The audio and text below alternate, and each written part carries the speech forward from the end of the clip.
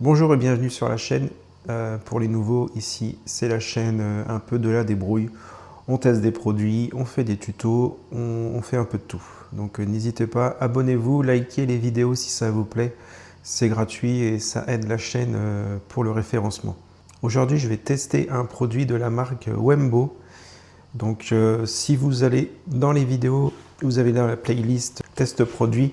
J'ai déjà testé 2 produits de cette marque, j'en étais vraiment très content de la qualité. Et là, on a un produit qui est vraiment de qualité supérieure.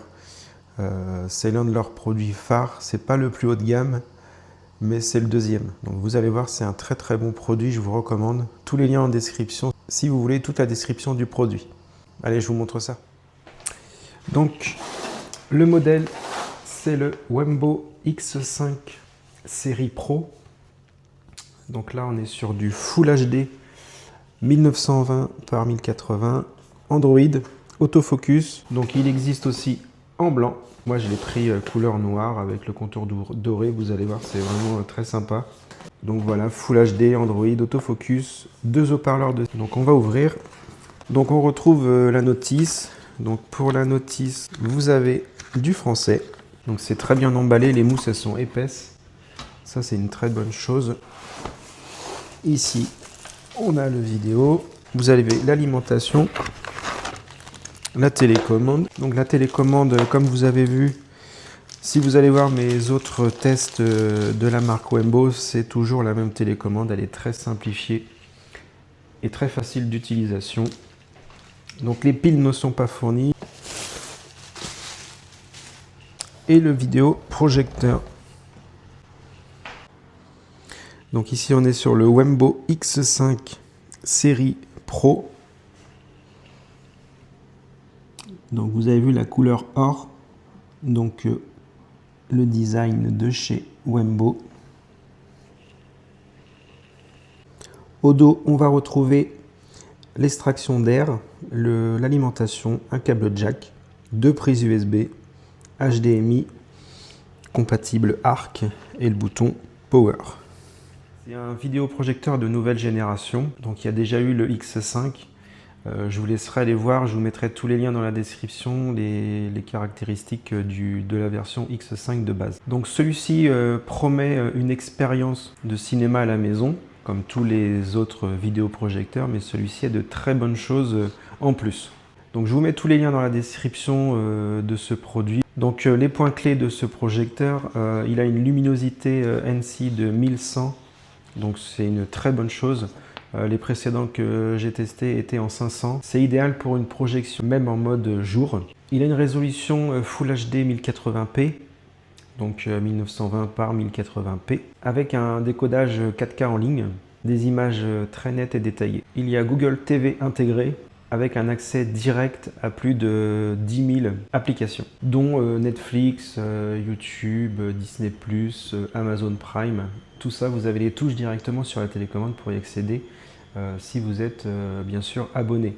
Je vous mets un lien en description. Si vous souhaitez vous abonner à Amazon Prime, n'hésitez pas. Vous avez juste à cliquer sur les liens dans la description et ça fera un petit plus pour la chaîne sans vous coûter un seul centime de plus.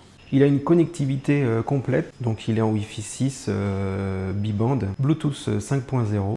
Son design est vraiment pas mal, il pèse 2,68 kg, donc c'est très peu pour un projecteur, c'est correct. Donc il sera facile à transporter et à installer. Donc la Lumens 1100 NC, résolution Full HD, système Google TV, audio 2 x 6 watts.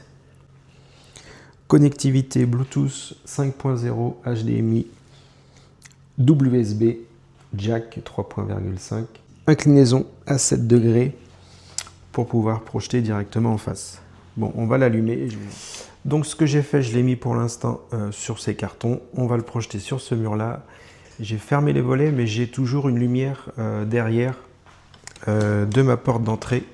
Comme ça, on va pouvoir tester la luminosité de ce vidéoprojecteur. Donc je l'allume et on voit ça. Donc déjà, vous avez vu le blanc, on le voit vraiment très bien. Donc il a des corrections autofocus. Donc logiquement, la plupart de cette marque Wembo, quand on les allume, ils font une correction automatique du focus. Donc on va voir qu'est-ce que ça donne. Donc ici, exactement, vous avez le réglage de l'autofocus. Donc vous avez vu, même avec une lumière de ma porte d'entrée, l'image est vraiment très très blanche, très lumineuse. Donc on va configurer cet appareil. Donc vous pouvez le configurer soit en projection face à l'écran, soit en projection derrière l'écran, soit au mur derrière l'écran. Donc là on est en face avant. Donc vous regardez l'image, elle est correcte. Donc si on veut, on peut venir régler l'autofocus manuellement. Donc juste ici, vous avez deux touches. Donc on peut régler manuellement l'autofocus. Donc là, l'image est très correcte, hein, vous pouvez voir. Donc maintenant, c'est les touches de la télécommande. Donc vous avez toutes les touches qui vous expliquent, l'assistant vocaux Google, les paramètres du projecteur, la touche d'accueil. Ça, c'est pour la mise au point. Vous avez toutes les touches en dessous, comme je vous ai dit, YouTube, Netflix, Prime et Disney+. Donc on va venir installer, donc il y aura une configuration Google à faire. Il vous demandera d'entrer votre compte Google, donc vous avez juste à flasher le QR code avec le téléphone et tout se fait automatiquement. Et ensuite vous arrivez sur votre page Google TV. Donc maintenant on va pouvoir aller voir les paramètres. Donc juste ici vous avez la touche avec un écran de projecteur, donc vous cliquez dessus et on va arriver dans les paramètres du projecteur. Donc vous allez pouvoir faire une correction d'image, donc un autofocus. Donc vous cliquez dessus et là il va revenir faire son autofocus.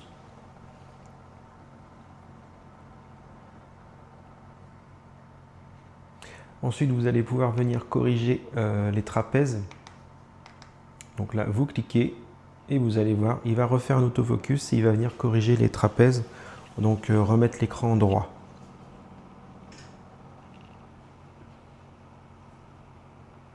Et là vous avez une image qui est totalement droite. Ensuite vous allez pouvoir dans les menus, donc pareil, correction d'image, vous allez pouvoir venir régler vous-même l'ajustement des trapèzes. Donc vous voyez, s'il est de côté, vous allez pouvoir vraiment venir le remettre, le régler comme vous voulez, s'il n'est pas face à un mur. Donc tout ça, on peut être en manuel ou en automatique. Donc on va refaire un coup automatique pour le raligner. Là vous voyez, j'ai une prise électrique et le bouton du volet. Il y a une option évitement d'obstacles, donc on va aller tester ça après. Et normalement il devrait éviter mes prises. Donc vous retournez dans les paramètres.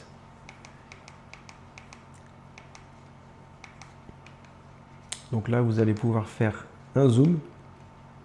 Donc en fonction de la distance d'où vous êtes, si vous voulez plus petit, plus grand. Vous allez pouvoir faire la réinitialisation de la correction trapézoïdale. Et ensuite dans les images, vous allez pouvoir changer. Donc il y a froid, chaud, vous allez pouvoir ajuster. Le mode image, donc là ça va être un mode lumineux, doux. Pareil, vous allez pouvoir ajuster. Ensuite le mode audio, donc là même chose, vous avez plusieurs modes. On va tester le son juste après. Pour les entrées, mode jeu. Donc là vous allez avoir une accélération un peu de l'image et la source du signal. Donc il peut démarrer directement avec l'HDMI ARC. Pareil, contrôle l'HDMI. Si vous allumez un DVD, une console ou autre, il va s'allumer automatiquement tout seul. Ensuite, langue français. À propos, ici vous allez avoir la résolution, la référence de l'appareil. Dans les paramètres avancés, ici, vous allez pouvoir retrouver plein de fonctions automatiques. Donc vous avez la mise au point automatique quand il s'allume, donc ça c'est vraiment très bien, comme ça vous êtes toujours sûr d'avoir un autofocus de fait. Mise au point des mouvements, correction automatique de mise en sous tension, correction trapézoïdale entièrement automatique, donc ça vous pouvez la laisser aussi, alignement automatique, et ici vous avez l'évitement des obstacles intelligents. Donc vous allez voir, on va le mettre et on va tester une fois le redémarrage de l'appareil. Donc là vous avez un guide d'étalonnage, il va vous expliquer à peu près à combien c'est recommandé de se mettre. Donc là ils disent entre 1,80 m et 2,20 m de l'écran pour avoir un écran d'1,60 m.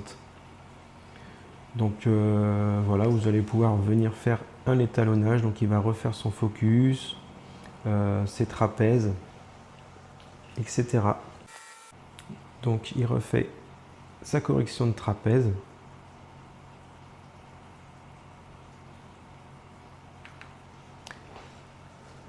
Et ensuite on va le redémarrer pour voir s'il fait l'évitement d'obstacles. Donc là, le redémarrage se fait. Donc autofocus dès le démarrage. Donc après, une fois qu'il est réglé dans vos pièces, vous n'avez plus besoin de l'autofocus. Normalement, ça ne bougera pas. Donc là, vous avez vu, l'image s'est recadrée par rapport aux prises. Donc elle est venue éviter mes deux prises en dézoomant sur l'image et en la recadrant. Donc tout s'est fait automatiquement. Donc si je refais un démarrage, je vais le bouger un petit peu, on va voir ce que ça donne. Donc je redémarre l'appareil, il va revenir corriger. Donc au redémarrage, il n'est pas aligné. Donc là, il va faire son autofocus et il va revenir faire les trapèzes et une correction d'image en évitant les prises. Donc vous avez vu, il a bien évité les prises. Si jamais vous souhaitez qu'il n'évite pas les prises, vous enlevez cette option ou vous pouvez directement configurer les 4 côtés en le remettant à peu près droit. Et sinon, vous avez ici la clé de voûte en 4 points.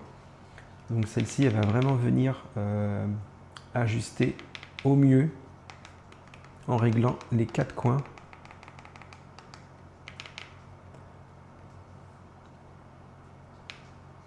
Donc vous avez vu, on peut vraiment très bien aligner à la perfection l'image. Et maintenant, vous avez une image vraiment très carrée. Et ensuite, on peut refaire un autofocus quand on refait ceci. Et voilà, maintenant vous avez une image parfaitement nickel. Donc ce qu'on va faire, c'est qu'on va aller directement sur YouTube. On va tester le son.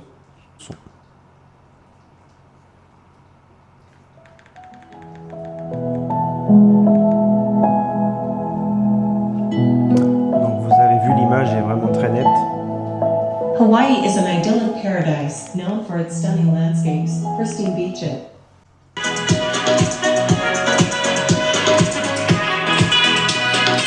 Donc vous avez vu, le son est vraiment très net. Donc là, je prends le son avec un micro DJI Mini. Donc je vais remettre. Donc vous avez les enceintes de chaque côté en stéréo et un petit une enceinte pour les basses à l'arrière. Donc là, c'est avec le micro DJI.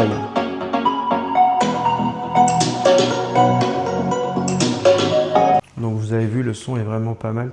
Ce qu'on va faire, c'est qu'on va mettre un film un peu action. Donc on peut mettre par exemple...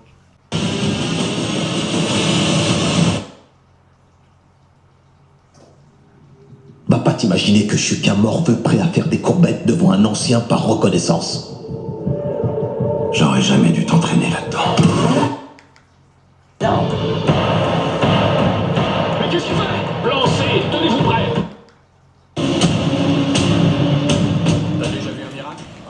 Donc vous avez vu, le son il est vraiment pas mal. Les basses on les entend bien, elles sont profondes. Le son stéréo est vraiment très bien. Pour un vidéoprojecteur à ce prix-là, franchement, n'hésitez pas. J'espère que ça va bien rendre. J'ai pris avec le DJI Mini. Vous avez vu, l'image est vraiment nette. On va essayer de se mettre un peu plus loin pour projeter sur une plus grande surface. J'ai pas réellement de grande surface blanche. Je vous montre des images projetées sur un drap et pour voir la qualité de l'image. Donc ici, par exemple, vous voyez mon mur, il est décoré pour Noël. C'est la période, il y a l'horloge et tout. Donc ce que je vais faire, je vais le projeter directement dessus. Le rendu est vraiment pas mal.